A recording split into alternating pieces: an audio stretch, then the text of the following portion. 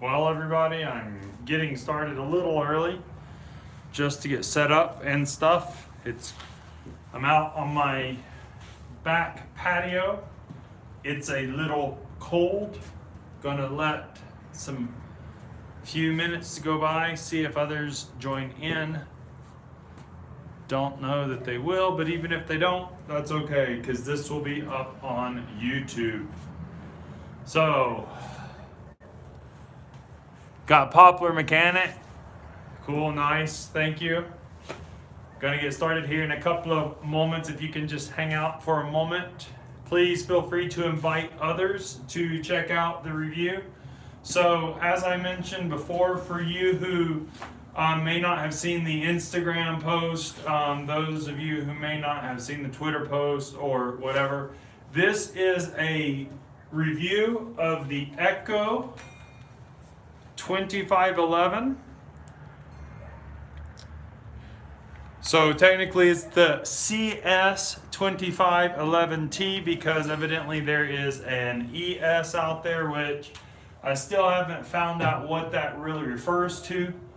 Not real sure what the difference yet between the ES and the CS is here in the United States. We have the CS here.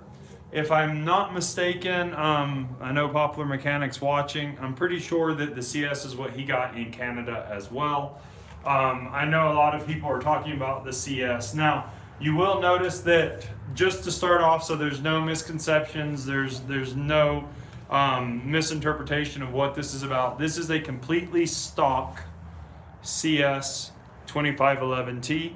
This has not been modified yet. No muffler mod, no bar mod. It is the Echo bar and the Echo chain, which is, I don't remember their XLP91 or X91 LPY45 chain or something like that.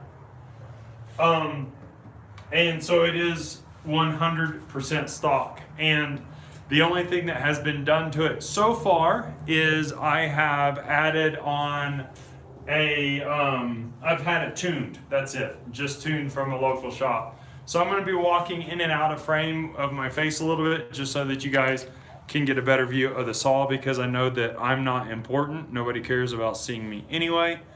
You just want to know a little bit about the saw. Now, there is one thing to know about this saw. I want to make it very noticeable up front. Read that sticker. It's only for professionals. If you're not a professional, this video does not apply to you. You cannot touch this saw. The manufacturer says so itself. That's just how it goes with, tree service equipment evidently. Climbing gear, same thing. If you're not a professional, can't use it. Go check out my Instagram post. You'll see some of why I'm talking about that. So we've given a few minutes. Hopefully more will join in here in a little bit, but it doesn't matter. Like I said, this video will also be posted on my YouTube channel. And so what you guys came to see is a little bit of a review of this saw. And then of course, we're going to compare it with my, goodness, this thing is heavy, 193T. I know that most of you are not running a 193T. You are probably running an old 200 or a 201, which are, of course, really incredibly good saws, and I'm not going to debate that. First thing that I want to say is that this saw here is not, okay, very, very clearly, is not a replacement for this saw here. Okay, I really don't think it is. This little 2511t is it's an ideal tool for certain parts of our job. That's what it is. So I have always liked Stihl. I have nothing against Husky. I'm not a fanboy of Stihl only. I think both product lines produce really good saws, and I had been told for a long time that Echo was trash. I know some people don't think that. I know that some people really have had good success with Echo across the board for a number of years, and they have liked the Echo products to, from get-go. But the reality is that a large majority of us don't have or didn't have a very good, perception of what the Echo brand was. It going into Home Depot as one of their main lines, I'm sure didn't help either. So, it is billed as, if I remember this correctly, the lightest top handle production saw on the market. This 2511t, once again, this is the CS. Now, I would say that's pretty accurate. I mean, the thing is light. It's really, really light. In fact, I can do it with just like two fingers of my thumb pretty easily and not even use my other fingers. It's super lightweight. It's super manageable. I was worried about this handle here at first, and it really is more comfortable than I expected. It's really actually better that it's at an angle back with the body being so small, because it actually gives you a better hand grip on it. Whereas if it had been vertical, I think the hand would have been very tight before it came down, and it would have been really hard to get to your fill ports for your different things. So first and foremost, ergonomically, I think the saw is pretty well designed. The trigger, of course, pretty natural. You just put your hand on and it goes down. It sits way below the handle pieces there when you put your palm on it, so it never you're never having to think, oh, do I have to put my hand harder to get it to crank? No, this is a cold saw, has not been run in days, and it is below freezing out here right now. So I've got gas in it. It does have a primer pump, which I'm not a huge fan of, but my 190T, my 193T does as well. So that's just something you have to deal with. So if you put it up in cold start, you put it up on run, it should crank pretty quickly.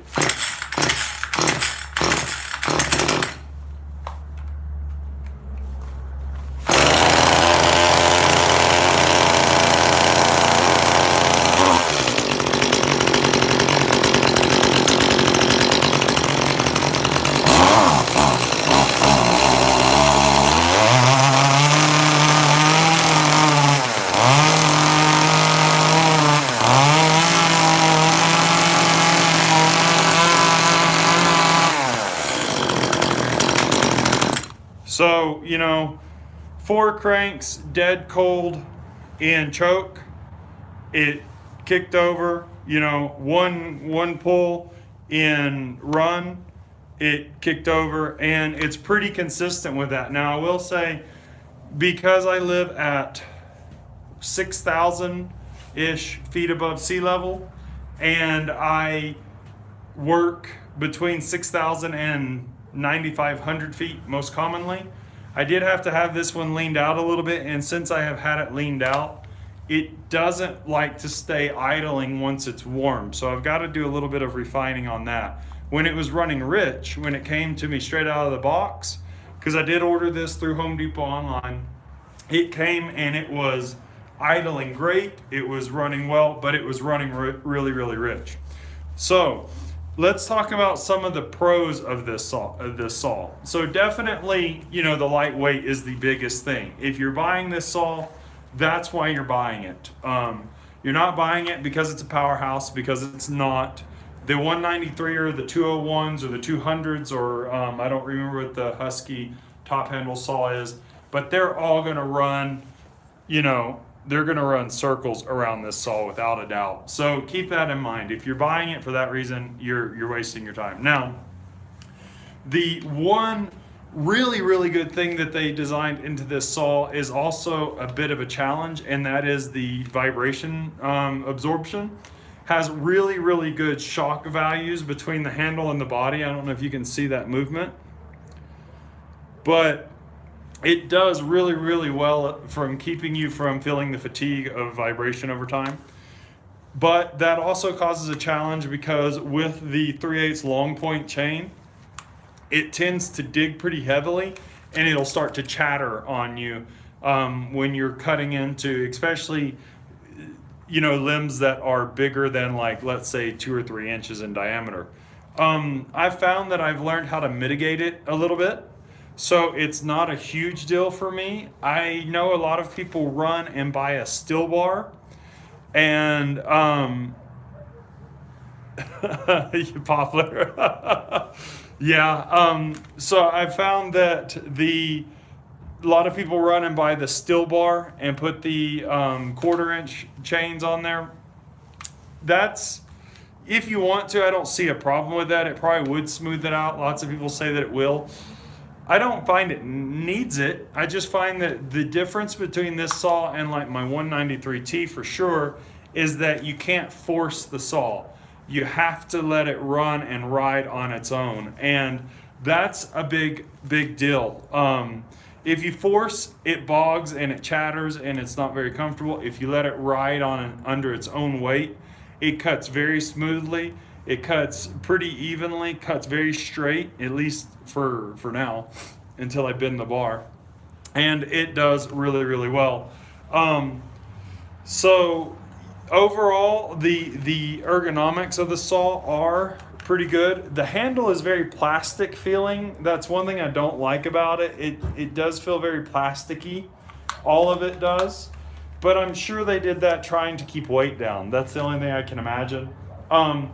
The handbrake feels solid enough, but still it feels a little cheap. But it seems to work good with that, inertia brake or whatever they call it for Stihl or whoever. The casings, I'll use the Star, head. The Torx head, I guess they are, bolts, which you have to have a separate tool for that, or you have to find a wrench that has the nut size you need for bar adjustment or chain adjustment, and the Torx. So that can be a bit of a frustrating thing, but it's not the end of the world. The casing is all kind of plasticky and kind of cheap, but not like the cheapest. It's actually better built than I expected. So we'll see how that holds up. I've heard some people that have modified the mufflers have had issues with it burning. But that's because it's been modified or whatever. So that's something to keep in mind. Now, there are no metal dogs. It's just, there's not even any dogs really. There's just this little bump up at the top. I don't know if you guys can see that real well. It's just a little round bump. It's not even sharp. And then there's a round, sharper plastic one there. And then there's a barely, visible ridge on the bottom. So it doesn't really have any dogs to dig in. So that wasn't my greatest, I didn't find that to be the greatest design. It's kind of weird that right here on the chain brake, this lever is actually part of the cover to the sprocket, and that's a bit wonky and funky as well. This is your, chain throw stop. It's a hard plastic bushing that rolls. Haven't thrown the chain yet, so I don't know how well that works or not. It definitely isn't the quality that the Stihls have with the metal chain stops, but maybe it won't tear up my chain as much when I throw the chain. I don't know. I haven't thrown it yet. So the ergonomics of it really good. Also, right here you actually have an oiler adjuster, which is really cool. The cool thing about that is that my 193 does not have the oiler adjuster on it. The 201 does. I don't think the 150 does either, but the 201 definitely does, and this one does. So I was pretty stoked on that. The nut here for your chain, the drive, the sprocket and everything, and your adjuster is actually captive. So you can't just easily lose the nut, which is really nice when I'm doing like fire mitigating and I'm cutting a bunch of lower limbs and I have to pull out a file and sharpen it on the fly. I don't know. I've filed up to 10 times a day when I'm dealing with like Western juniper or pinyon pine. So that's nice that I don't have to worry about losing that. The one major thing that I think is a huge disappointment with this whole system with the chain drive and everything is that the chain adjuster here is actually, the pin is attached to the cap. It's not connected to the body as most are. So it can be a challenge to get your pin set back in its right location, to get it put on, and then get your chain and the bar in the right location to tension it. You have to play around with it a little bit, and it's kind of funky. I'm not super stoked on that at all. But I mean, can I live with it for the weight and the benefits that it has? Yeah, I definitely can. I haven't messed with the air filter yet because I've only used it, maybe 8 hours. So that goes back to what I mentioned at the very beginning. This is a limbing and trimming saw for me. I only do stuff up to maybe 4 or 5 inches with it, and after that I move over to my 193. So I love it for being out on the limbs and walking and trimming, and of course I'm not supposed to do that. I'm not supposed to have my hand on my rope and trimming. I'm supposed to have 2 hands on the saw. But we all do it, and it's great for trimming and limbing. And when I get to stuff bigger than that, then I go to the 193, and I understand that. And knowing that makes this a good saw because I'm not forcing it to do something it wasn't designed to do. Now, the one thing that I will say I cannot stand about this saw are the caps for the oil and the gas. And the reason for that is because once I've run it for a while, they get, I don't know if it's a vacuum system or what, but they get sucked down on there pretty hard, and I almost can't get them open. And yes, I know you have the handle that works as a handle, but seriously, do you want to have to pull your draw handle out every time to try to open these things? And then even then, they get so tight sometimes it doesn't, like right now, doesn't really work. So I end up using a pair of channel locks or a pair of adjustable wrench, an adjustable wrench to tighten it and then give me some leverage and twist them off gently so that I do not break them, because I do not want to do that. So, that's kind of what this saw is all about. So pros to it: good ergonomics in my opinion. Super lightweight, super easy to use. So light, in fact, that I have forgotten it's on my saddle and asked my groundsman to send it up to me. And he's like, dude, it's on your saddle. And I just totally forgot about it, which is nice. I did get the 12-inch bar so that it wouldn't slap my leg quite as much when it's hanging from my lanyard. So that's, been nice. The handle, side handle is actually better than I expected it to be. The vibration control is really, really good on it. The captive nut is really nice. It has the oiling feature that you can adjust oiling for the chain. The chain and bar, the bar is actually pretty stout.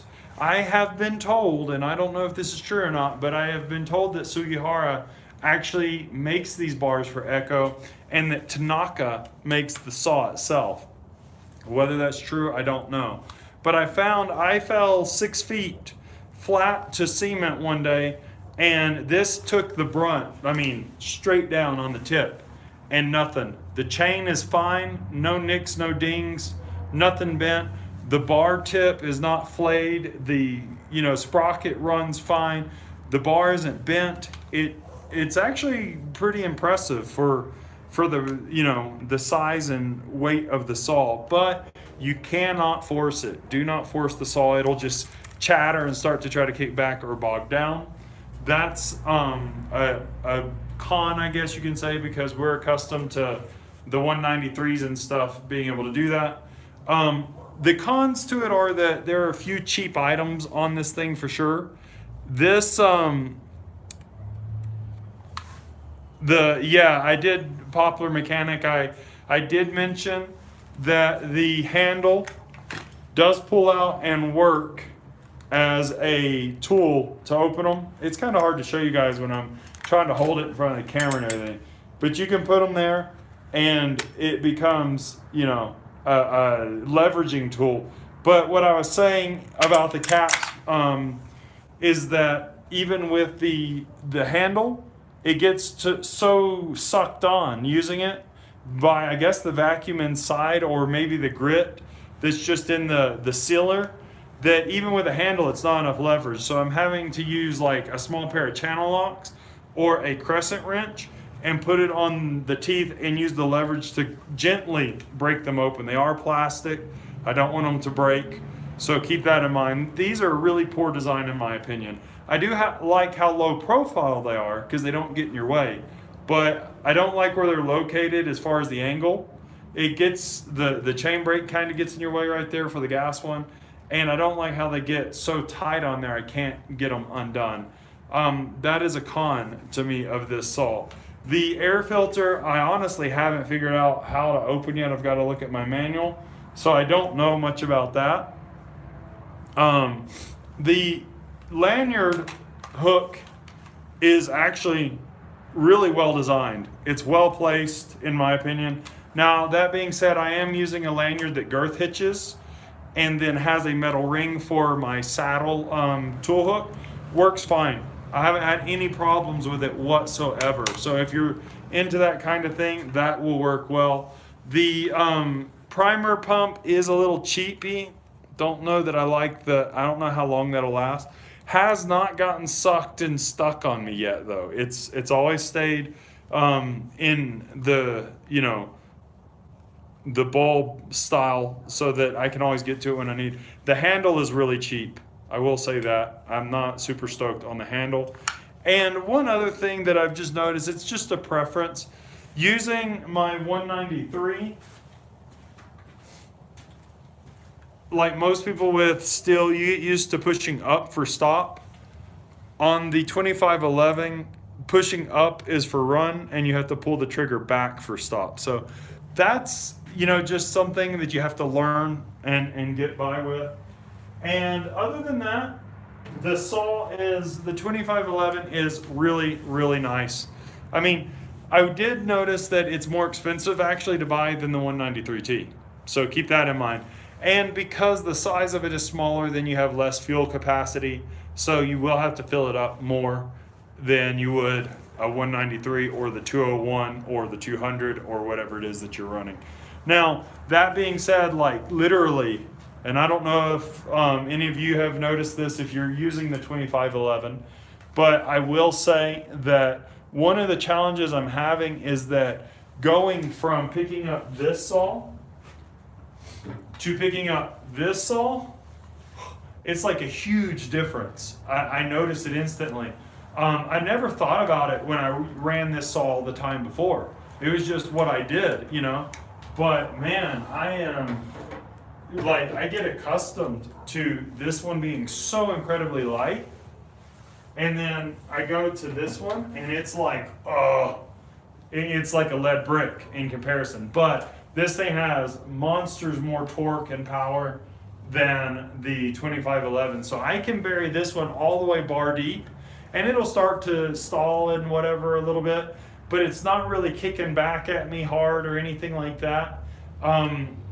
Whereas on this one, if I get close to this second hole in the bar, and this is a 12-inch bar, if I get close to that second hole there, it's really starting to bog. It's really having a hard time. So I've just had to learn my limits on that.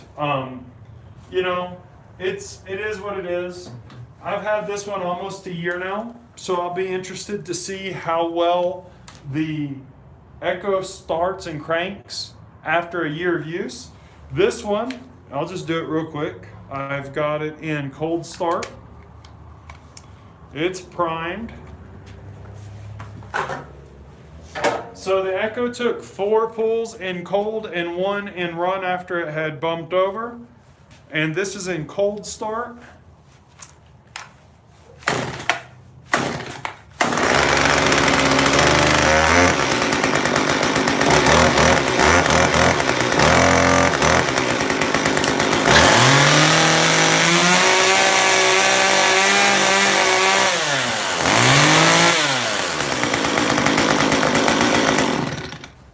So clearly, this one cranked a little bit better. It only took 2 pulls in cold choke And then I didn't even have to pull into run. I just flipped it over to run, and it was still in choke and it was idling, and then I put it into run and it ran fine.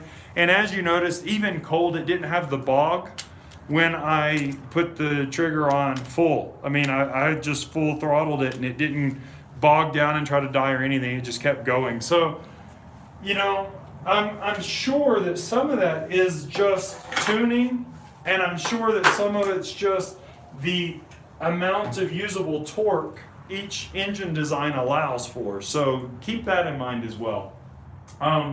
So just one last rehash, so that when you leave this video, you remember what I'm talking about and why we're doing the video.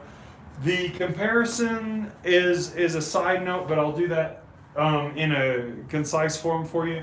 But pros and cons of the Echo, basic pros and cons. There are a few cheap parts on it. Definite con, like the pull handle, the caps, the triggers even seem a little cheap, and then the way that the chain brake works seems a little cheap. But overall, it seems well enough built, and this one has fallen 6 feet to concrete. Had no problem so far. The pros to it, captive nut so you don't lose it. Oh, other con real quick. The adjustment pin is actually fixed to the cap here and not to the body, which I do not like. But that's something I can deal with. So the other pro is that it has a captive nut. The bar from the factory is actually pretty decent, and the chain, if you use it the way it's intended, works pretty well. Ergonomically, it's easy to handle, super lightweight, has a good lanyard mount in the back. It's getting dark out here, sorry guys, I'll be wrapping up in a minute. And overall, it seems like a decent construction.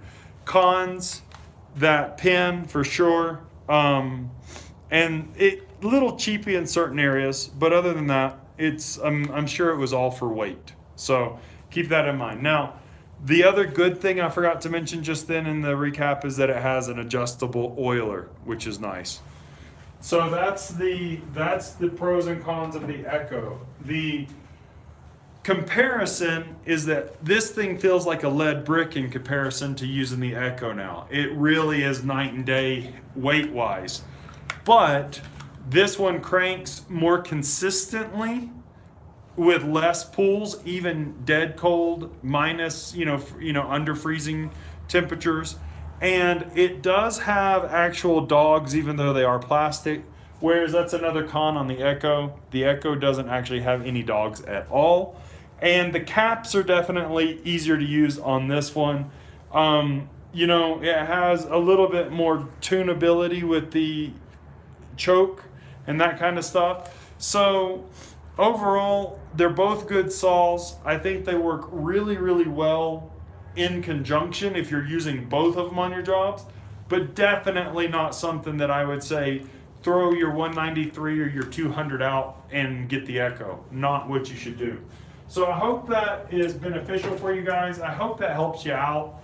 I know it's a bit of a long video. I was hoping a few more would tune in. Maybe in the future they will. I'm just starting these live videos more. I want to thank Popular Mechanic for sticking with me the whole time. He's been a great support, so check out his reviews as well. And soon I will be doing a review of my rope runner and comparing it with my Unisender and what I think about it. And I've got some other stuff coming up if work works out like I'm hoping it will. It's been a little slow, so my equipment buys are on the stop for the moment, taxes and all that kind of stuff, So two are the CS2511t, great purchase, has its pros and cons, but not a replacement for any of the other saws that you're using as a top handle saw that's a professional saw. It's an additional tool, not a replacement tool. So hope that helps you guys out.